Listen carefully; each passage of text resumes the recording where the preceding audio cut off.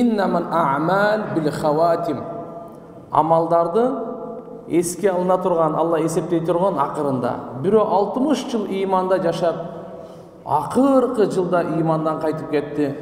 Астагфируллах, алияду билlah. Алла Тааладан пана, баарыбызды мындай жаман бактысыздыктан сактасын. Бул түбөлүктө тосокода. Жашоонун акыры эсепке алынат. Айдын акыры эсепке алынат. Бирөө намазды аябай көңүл буруп, жакшы окуду. Башынан баштап Кур'андын башынан аягына чейин окуду. Акырына ассаламу алейкум дегенге чейин дараты сынып калды. 5 саат окуган намазы текке кетти. Эмне үчүн? Акыркы. Эң акыры кандай болду? Концовкасы кандай болду? Пайгамбарыбыз саллаллаху алейхи ва салламга Алла субханаху ва таала амалдардын эң акырында истигфарды үйрөткөн. Тобаны үйрөткөн. Ида жаа насруллахи вал фатх ва раайта ан-наса ядхулуна фи диниллахи афважа фасаббих бихамди раббика вастагфир. Алла бул сүрө, Наср сүрөсү Кур'андагы эң акыркы түшкөн сүрөлөрдөн. Ида жаа насруллах, качан Алланын жардамы келгенде, вал фатх, Мекке жеңүүсү келгенде, ва раайтан наса, адамдарды сен көрөсүң, ядхулуна фи диниллахи афважа, Алланын динине топ-топ, групп болуп кирип атканын көрөсүң. Алланын жардамы келгенде асмандан акча жаабайт экен. Алланын жардамы келгенде биз байып, жерден алтындар көп чыкпайт экен.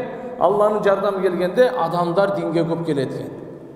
Адамдар Алланын динине кирип атса, имандуулукка келип атса, таквалыкка келип атса, ынтымакка келип атса, тазалыкка келип атса, күнөөдөн сакталып атса, намаз окуганын саны көбөйүп атса, орозо туткан саны көбөйүп атса, кайрымдуулук кылган саны көбөйүп атса, мечит кургандар саны көбөйүп атса, жетимдерди кепилдик алган саны көбөйүп атса, билиңиз Алланын жардамы келип атат.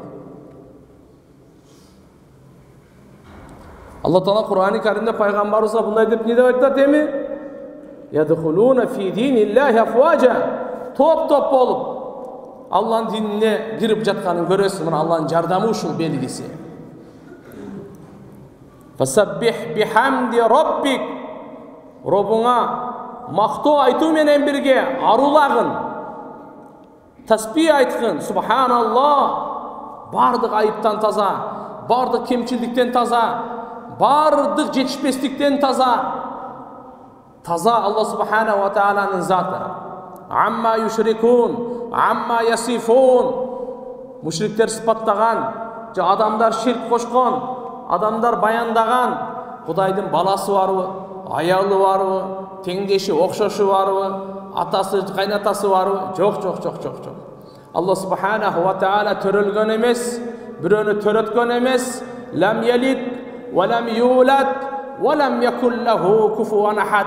Ага теңдеш, ага окшош, тең келген эч ким жок. Ал жаратуучу, ал-Халик, Халику кулли шей, ар бир нерсени жаратуучусу. Кирпикти жараткан Алла, кашты жараткан Алла, мурунду жараткан Алла, тишти жараткан Алла, тилди жараткан Алла, сөөктү жараткан Алла, башты жараткан Алла, мээни жараткан Алла, абаны жараткан Алла, сууну жараткан Алла, асманды жараткан Алла, жылдыздардын баардыгын жараткан Алла, бардык отту жараткан, жердеги бардык жемиштердин жаратуучусу Алла субхана ва таала. Аллаху халику кулли шей ва малику кулли шей. Ар биринин бадышасы, ар бирин өзүнүн колунда туткан Алла Таала. Малики яумиддин. Бу дүйнөнүн дагы ахиреттин да чыныгы бадышасы Алла субхана ва таала. Фасаббих бихамди раббик. Робуңдун тасбихин баян кылгын. Робуң бардык айыптан таза, уйкудан таза, кемчилдиктен таза, алсыздыктан таза, унутуп алуудан таза, тамак жегенден таза, муктаждыктан таза. Ал эч кимге муктаж эмес. Бардык жаралган муктаж, жаралуудан муктаж, жашоосунда муктаж, өзү жок болуп кетүүдөн муктаж, кайра тирилүүсүндө муктаж эмес. Аллаху самад. Аллах субханаху ва таала гана. Саматтын таржымасы ушундай. Жар Алладан башка барды канча болсун ага муктаж, ал бирөөсүнө да эч кандай муктаж эмес. Бул самат деп коет. Демек Алла субханаху ва тааланын тасбихин баян кыл деп атат. Биз субханаллах деп айтабыз. Субханал маликил куддус дейбиз. Алла субханаху ва таала фасаббих бихамди раббика. Аллага мактоо болсун. Робуңа мактоо айткын. Рамазан айын берген үчүн Аллага мактоо болсун. Бизди инсан кылып жаратканга Аллага мактоо болсун. Мусулман кылып жаратканга Аллага мактоо болсун. Тугандар, Аллага мактоо айтканга мүмкүнчүлүк бергендиги үчүн Аллага мактоо болсун. Алланын неаматтарына шүгүр кылуучулардан кылган үчүн Аллага мактоо болсун. Жума намазга алып келгендиги үчүн Аллага мактоо болсун. Алла субханаху ва таалага хамдан катиран таййибан мубаракан фи. Берекелүү канча Алла субханаху ва таала мактоо. Алланын канча жаралганы бар, канча жаратканы бар, ошону санынчалык Аллага мактоо болсун. Кумдун санынчалык, жалбырактын санынчалык, жамгырдын тамчысынын санынчалык, жылдыздын санынчалык Алла субханаху ва таалага мактоо болсун. Фасаббих бихамди раббика вастагфир. Эй Мухаммад, истигфар кылгын эми.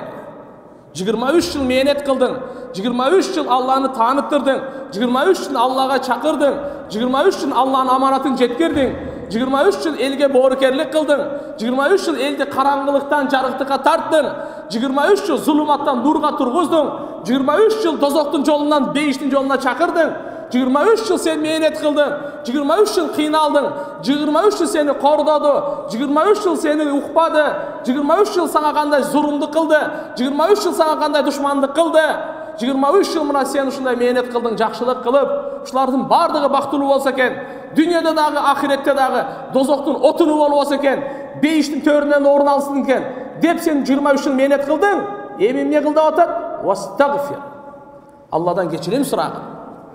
Кандайдыр сен бир Алланы тааныштырганда, Алланын өкүмүн жеткирүүдө, Алла Таалага чакырууда кандайдыр сенде бир кемчилдик кетсе, пайгамбарыбыз күнөөдөн таза. Күнөөдөн маасум. Пайгамбарыбыз Мухаммад саллаллаху алейхи ва саллям жана бардык пайгамбарлар күнөөдөн таза, күнөөдөн сакталган, күнөөгө батпайт булар. Ушунда пайгамбарыбыз Мухаммад алейхиссалам аламдын, калайык калктын эң ыйыгы, улугу. Ушуга Алла субханаху ва таала айтып атат: "Вастагфир." Истигфар кылгын дейт. Кээ бир алымдарыбыз айтат: "Үммөтүң үчүн истигфар кыл." Кээ бирлер айтат: "Истигфар пайгамбарыбыздан истигфар кыл дегени даражасын көтөрүш үчүн, күнөөсү кечирилиш үчүн эмес." Эми будан бизге таалим берип атат. Эй Мухаммад алейхиссаламдын үммөтү, силердин пайгамбарыңар истигфар кылып аткандан кийин силер да истигфар кылгыла. Дарат алып өттүк, дарат бир улуу Алланын ибадаты, тазалануу.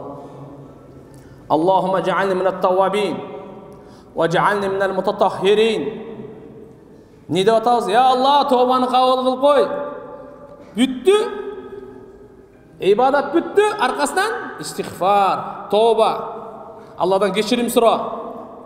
Намаз окуп бүттүкпү? Пайгамбарыбыз Мухаммад алейхиссаламга Абу Бакр Сиддик радыйаллаху анху сурады.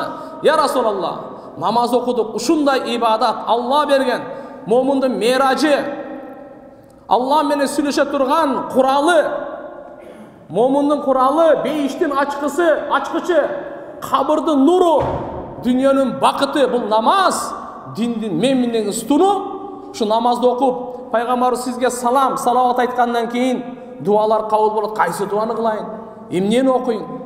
Абу Бакр Сиддик разыяллаху анху пайгамбарыбыз айтты: "Аллахумма инни занамту зулман катира.